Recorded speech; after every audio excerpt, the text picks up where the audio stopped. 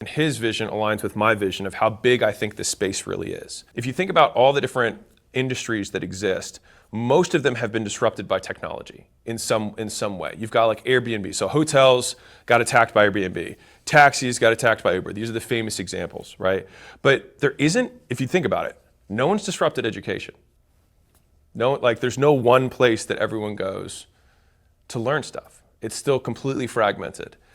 And as somebody who's been in that space and understands that space very well and sees the trends, I believe that there will be someone who will take it. And my bet is that Skool will be that company. Now, why Skool versus the zillions? So this is like, I guess, point 4, which comes down to why this particular company, this particular product. And hopefully even going through this, the thought process, you can still relate to any major decision that you have to make in your life. And so why Skool particularly? One of my big litmus tests for something, a product that I'm going to promote, is that I want it to grow on its own. Meaning, if the only way that a company grows is that it advertises, and when it stops advertising, it goes down, I don't like that. I like to have passive growth. And so let's go over here and I'll walk you through it. So there's something that I call the golden ratio in business. You have the percentage of customers who refer customers and the percentage of customers who exit. So these people exit, these people refer, and if the percentage of people who leave every month, so this is 0.1, so 10%, all right, I'll put it as percentages rather than decimals. There you go. Hopefully, bear with me. If 10% of my customers refer me a new customer every month, and 10% leave every month, then my business will stay the same. Now, if 20% of my customers refer me a customer every month, and the same 10% exit, my business, over whatever this interval of time is, will 2x, 2 over 1. And that means that no matter how big I get, the business will consistently double every one of those time intervals. And so I look very carefully at what percentage of customers decide to bring other customers to the business and what percentage are leaving or choosing not to buy again. And this works whether you're selling physical products, it works whether you're selling software, it works whether you're selling services, it works the same way. And so this golden ratio of percentage of referrals over percentage of people who leave or churn is what tells you the passive growth rate of a business. Now, the vast majority of businesses, they've got, let's call it, 2% of people are referring, and they've got, 10% of people that are leaving. And so they have to fill this bucket up with ads or marketing or outreach or whatever it is that they have to do to fill up the top side so that they just don't lose everyone over time. And that's because they don't understand how to build a good product. Now, once you have a company that does this and does have more people who refer than leave every month, that is when this is a flame. That's when you pour gas on this thing and you say, okay, now I want to tell the world about it so that that number of doubles, it just goes ... and then it doubles off the chart. And then you add even more and then doubles again off the chart because you're just increasing the N as fast as you can so that the doubling happens on a bigger amount of customers. So when I saw Skool's metrics, I was blown away. I had never seen a company who had metrics as good as Skool. I've never in my history of looking, and we look at a lot of businesses. We get,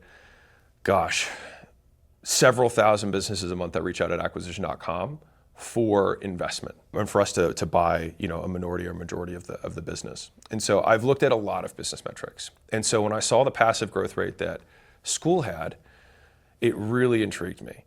And so that business underlying fundamentals were there. The mission of the fact that it wanted to make business online easy and fun. And it starts right now in the education space. Like all of those things made it really, really a good fit for me. Now, let's talk about enterprise value stuff. So, number 5. I am here to make money. And so I like to have my altruistic goal is to make real business education accessible for everyone. But guess what? We have a lot of people work at this company, and unfortunately, you guys, want to eat, feed yourselves, have girlfriends and boyfriends, and I have houses and cars. Damn you, right? And so these guys need money. Unfortunately, I would do this for free, but they need money. And so money is obviously a component of any business. So let me walk you through the difference here. So let's say that I have a traditional business, number one. So let's call this a service business. And let's say, I'm just going to use simple math here. All right, I'm going to try not to do too much math because I know everyone hates math, right? Which, by the way, get over that because if you want to make money. But let's say that we've got a $10 million business that does top line and it does $3 million in profit. Okay, cool. Now, a traditional service business like this might be a $15 million business. So that's just giving a 5 times multiple to the business, which, by the way, that's how businesses are valued, is usually a multiple of earnings. And so, cool, this is a $15 million company. Now, if I double this company and go from 10 to 20 and 3 to 6, then this becomes a $30 million business, more or less. Might get a little bit more, maybe get 6x because it's a little bigger. But more or less, I have this delta that I can add to the business. Now, if I had an e-commerce business, my multiple might be on top line, but it might be a little bit higher. So if it was the same numbers, 10 and 3, then this company might trade at, call it 2 times top line. So this might be a 2 times top line business, 2x in terms of how it's valued. So this might be a $20 million business at baseline. And again, if I double this business, then it goes to $40 million.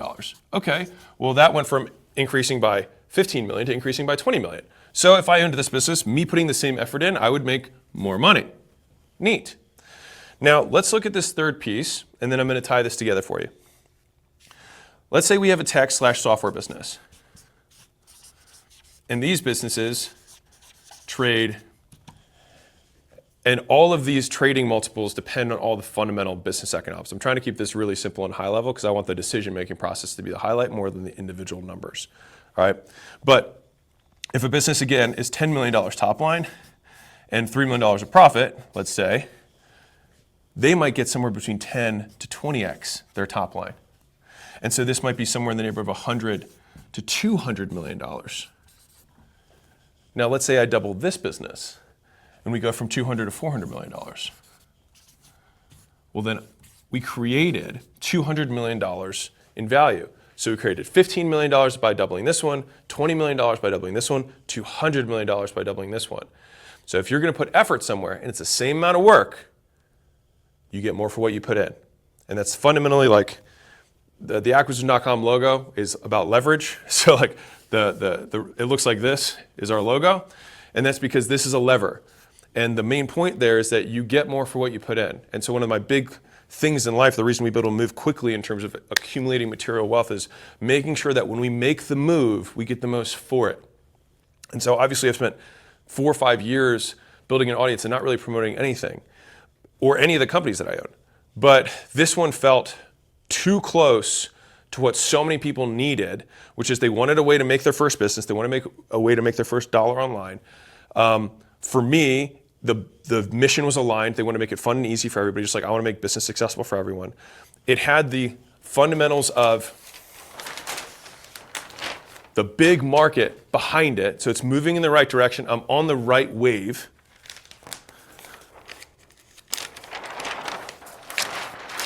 And the business itself was sound. It was a really good product.